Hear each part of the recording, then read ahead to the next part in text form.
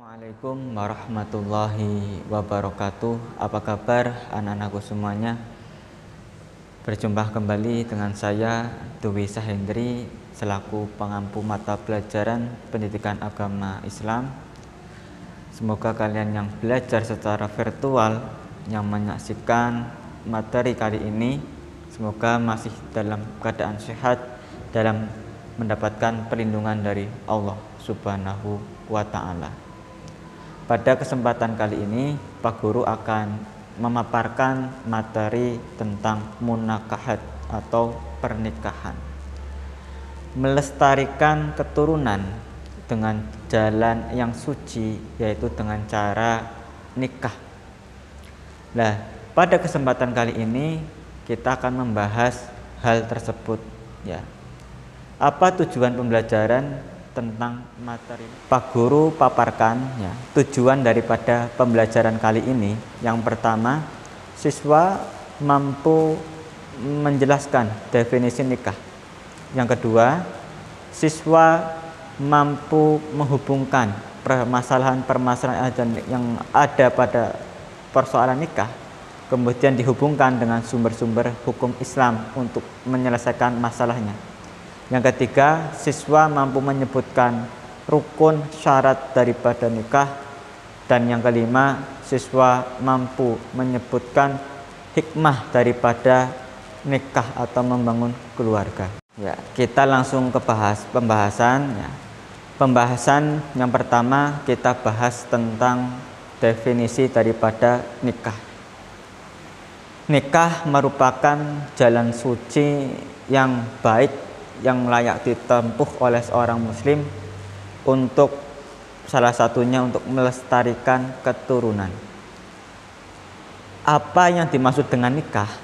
Nikah yaitu suatu akad yang dilakukan oleh seorang pria dan perempuan. Dengan akad yang dilakukan itu maka terjadilah kebolehan atau kehalalan untuk melakukan pergaulan suami istri. Namun untuk mencapai akad dan kehalalan itu harus memenuhi syarat dan rukun daripada nikah. Nah, syarat dan rukun ini sudah dicantumkan di dalam Al-Quran dan hadis, ya, yang harus dipenuhi oleh seorang pria dan perempuan. Ketika sudah terpenuhi dan akad terjadi, maka bisa dikatakan sebuah nikah. Bila mana syarat dan rukun tidak terpenuhi, maka tidak disebut dengan nikah, ya. Nikah itu sudah menjadi suatu ibadah dalam ajaran agama Islam. Perlu kalian ketahui bahwa nikah atau tradisi nikah sebelum Nabi Muhammad SAW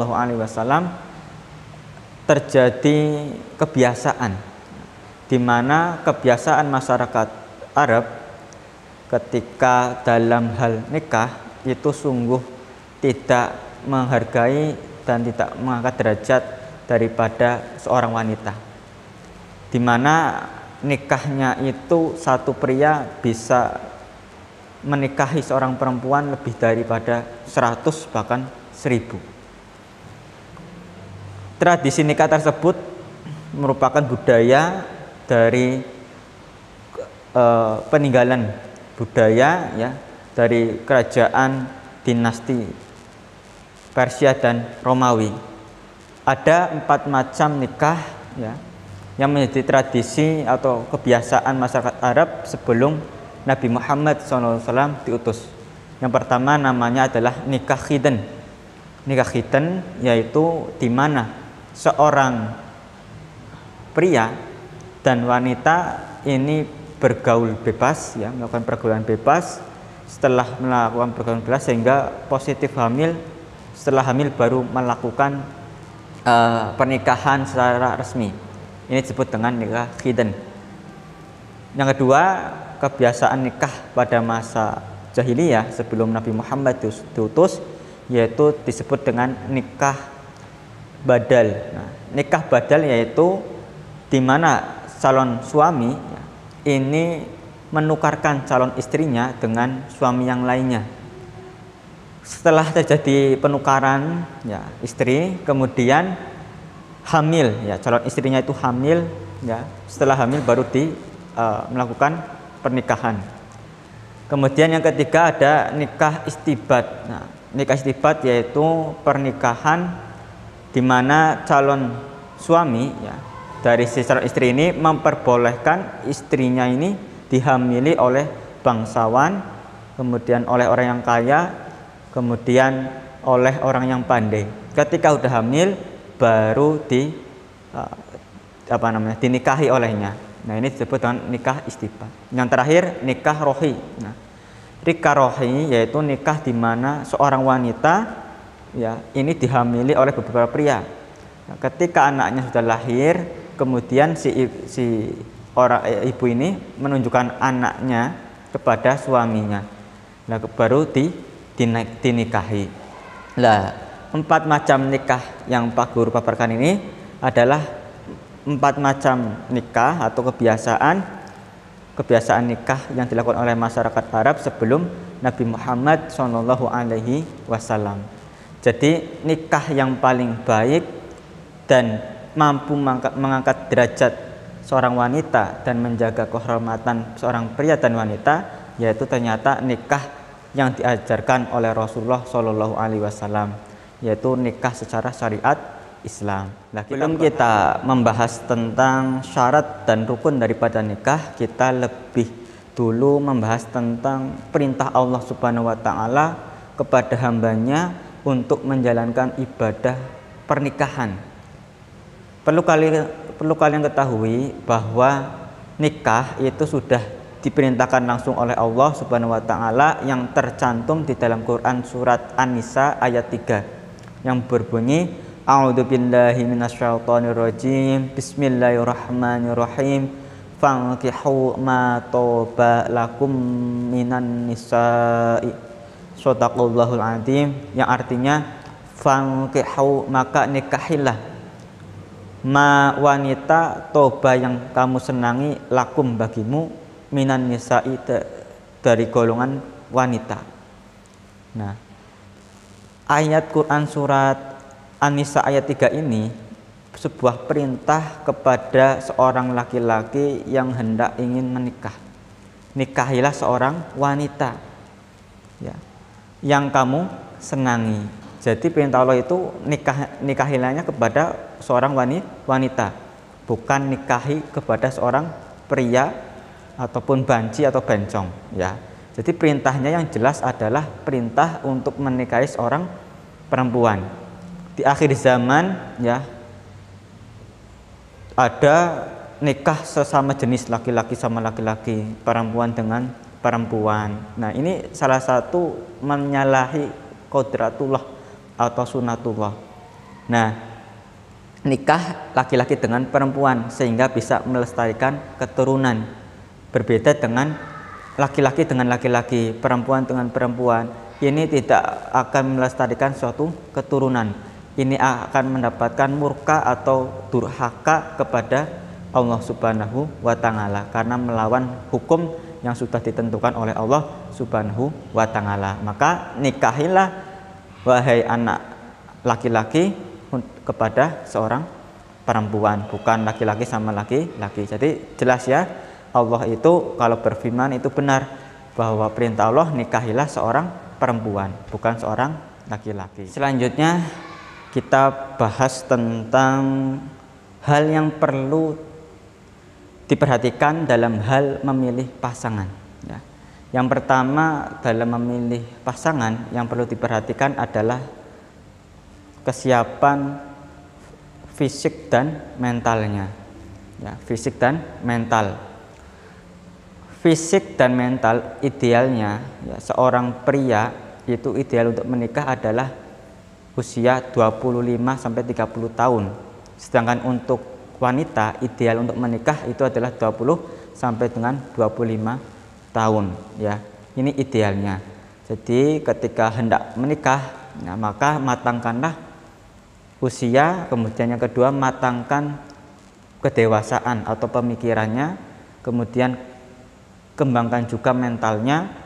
Ketika mental sudah siap untuk menikah, mentalnya sudah terbangun untuk menghadapi masalah-masalah yang ada di keluarga, maka itu artinya sudah siap untuk menikah. Itu yang pertama tentang fisik dan mental. Yang kedua, dalam hal memilih pasangan, yang kedua juga perlu kalian perhatikan tentang pendidikan. Nah, pendidikan, terutama pendidikan tentang pernikahan harus matang ya, bagaimana merawat seorang suami, bagaimana menjalankan kewajiban dalam rumah tangga. Nah, itu juga perlu kalian ketahui ya. Selanjutnya agama ya. Dalam memilih pasangan juga kalian perhatikan agama. Nah, agama karena Nabi Muhammad SAW itu menyampaikan di dalam hadisnya, hadis Imam Bukhari Muslim ya, dia menyebutkan an Abi Hurairah radhiyallahu anhu an Nabi sallallahu alaihi wasallam qala tunkahul mar'atah li arba'in li maliha wali hasabiha wali jamaliha wali dinika.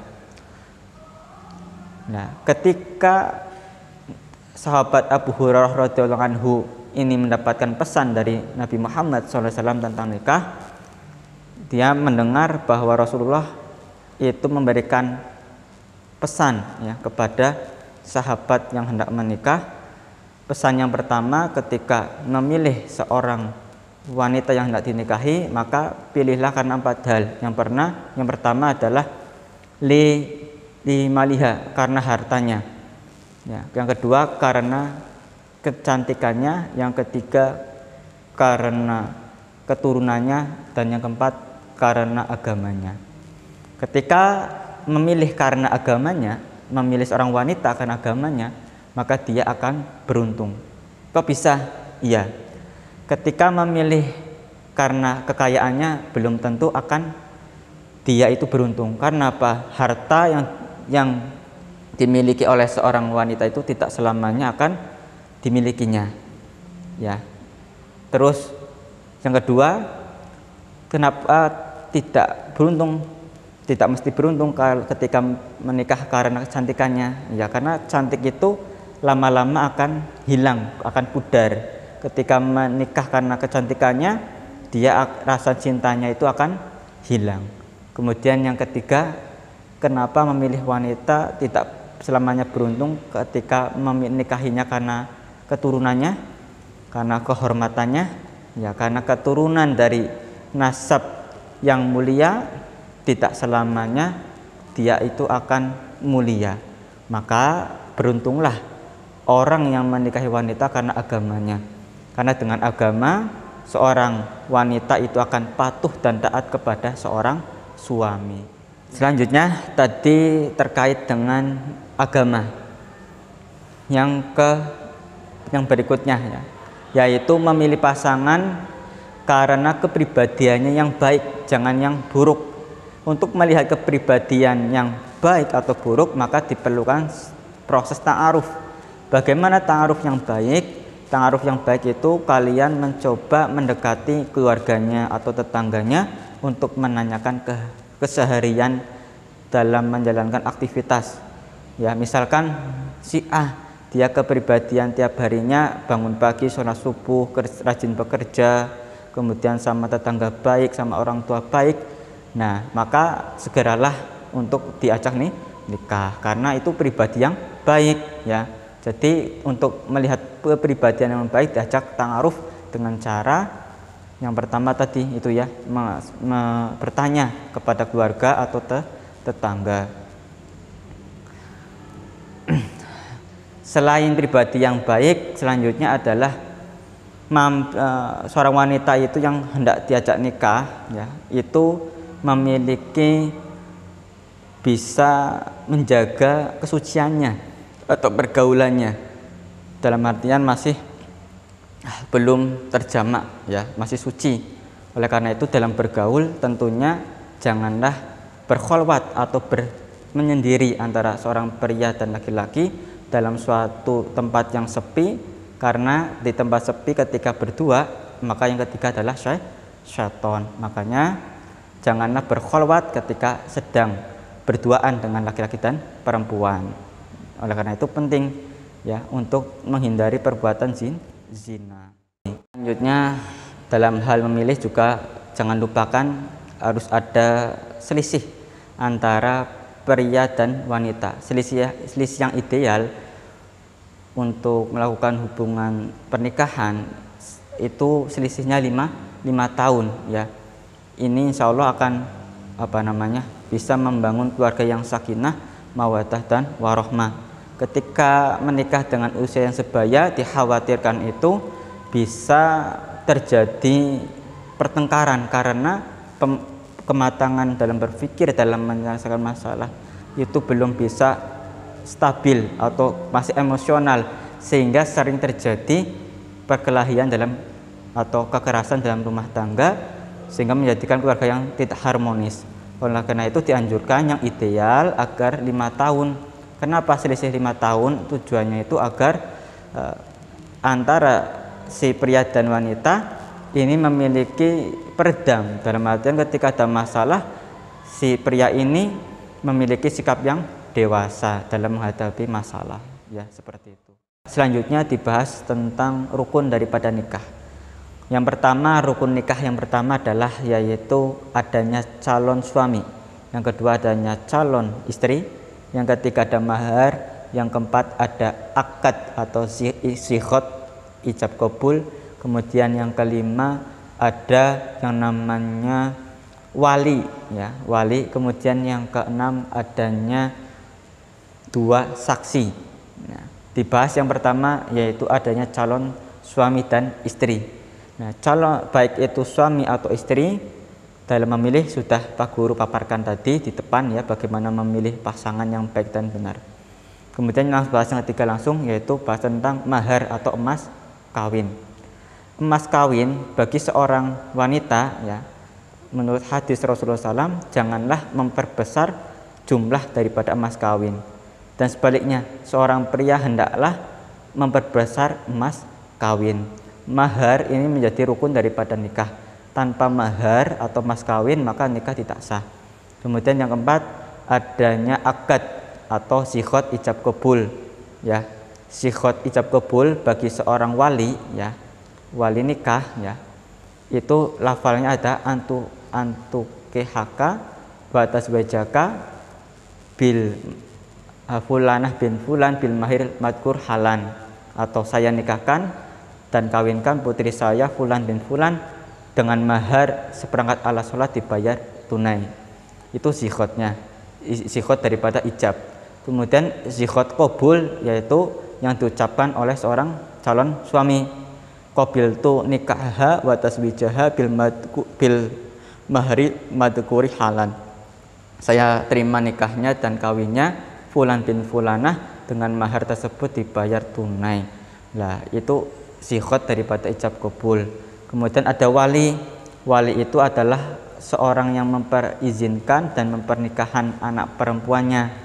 Nah, wali itu ada 2, wali nasab dan wali hakim. Wali nasab itu adalah wali yang berasal dari keluarganya.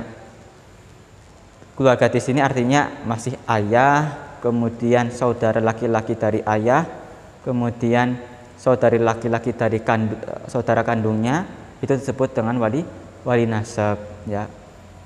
Kemudian wali hakim. Wali hakim itu orang yang dipasrahi daripada wali hakim. Bila mana seorang ayah tidak bisa hadir atau berhalangan, maka seorang wali hakim bisa memasrahkan kepada wali hakim. Wali hakim ini berada di kantor urusan agama, seperti itu. Kemudian rukun nikah yang terakhir adalah adanya 2 saksi. Nah, untuk menjadi seorang saksi, 2 saksi ini untuk menjadi saksi nikah itu ada beberapa syarat. Syaratnya harus beragama Islam, kemudian dia baligh ya, kemudian berakal, kemudian dia tidak fasik atau dia menjalankan agamanya itu baik, dia sholat 5 waktu, terus puasa, zakat. Nah, ini maka tidak disebut dengan fasik, seperti itu. Kemudian terakhir syarat dari menjadi saksi adalah adil ya, adil, dia adil, tidak pernah berbuat curang. Selanjutnya kewajiban, hak dan kewajiban seorang suami. Apa aja sih kewajiban suami ya? Kewajiban seorang suami yang pertama adalah menafkahi keluarga. Nah, menafkahi, memberi makanan, pakaian, kemudian tempat tinggal, kemudian diberi rasa nyaman. Ini bagian daripada nafkah dan wajib dilakukan oleh seorang suami. Yang kedua adalah memimpin keluarga. Dalam memimpin keluarga hendaklah dengan ilmu, maka seorang suami hendaklah, apalagi seorang pria, dalam memimpin keluarga hendaklah dibekali dengan ilmu ya, menjadi imam sholat, menjadi imam keluarga ya, bisa membimbing istri dan anak-anaknya ke jalan lurus ya, ke jalan yang diridhoi oleh Allah Subhanahu wa taala.